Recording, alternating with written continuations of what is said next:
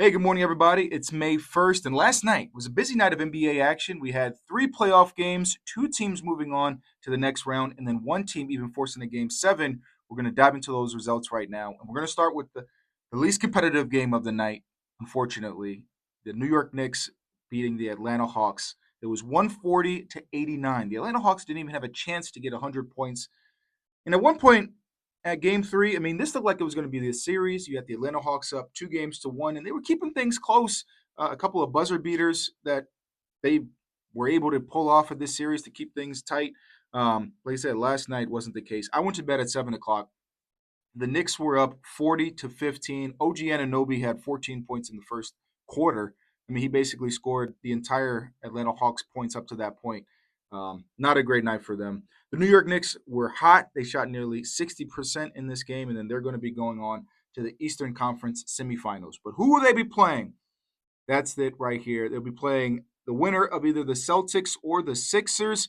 That's going to a game seven in Boston. But that's because last night the Philadelphia 76ers, they took care of Boston, took care of business at home, 106 to 93 in that win. Tyrese Maxey, he dropped 30 points. You have Paul George put up 23.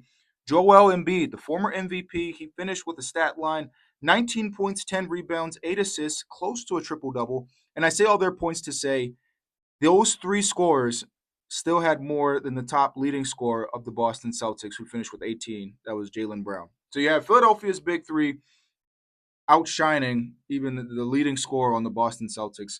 Wasn't a good night for them. At one point, the 76ers were down 3-1 in this series. That was, I think it was game four was on Sunday. So that was literally a week ago. Since then, they picked up 2 wins by double digits, and then they're heading to TD Garden, where they're going to take on the Boston Celtics, like I said, again in that game seven. Winner take all, May 2nd.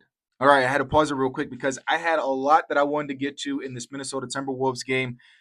A series that I was really excited for and also kind of surprised that it turned out this way. You had the Minnesota Timberwolves taking down former champion Denver Nuggets 4 games to 2. Last night, the score was 110 to 98. And over the last couple of years, these teams have been super competitive when they've met in the playoffs. Typically, you would see Anthony Edwards sort of lead with his heroics, or you have Jokic with the Denver Nuggets do something insane like he's kind of been doing in the regular season. But you basically had the stars who were taking over in these games.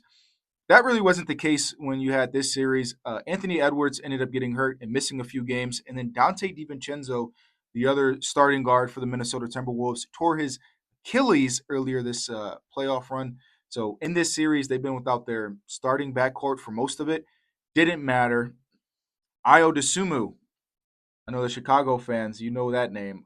Former Bulls guard. He was traded at the deadline, ended up going to Minnesota. He stepped up to help the Wolves win a few games, put them up 3-1 at one point. And then Jaden McDaniels, he has become almost a star in this playoff run alone. He was talking all sorts of trash, and last night he did what he needed to do, put up 32 points to help seal the deal on this one to take down Jokic and the Nuggets. At one point, this was my personal favorite moment of the series. After one of the games, Jaden Daniels called almost every player on the Denver Nuggets trash and defense, and he lit them up at different points throughout this. He had a couple of poster dunks. Like I said, last night put up 32 points. So he stood on business. They're moving on to the next round, the Western Conference semifinals. What's the Timberwolves reward?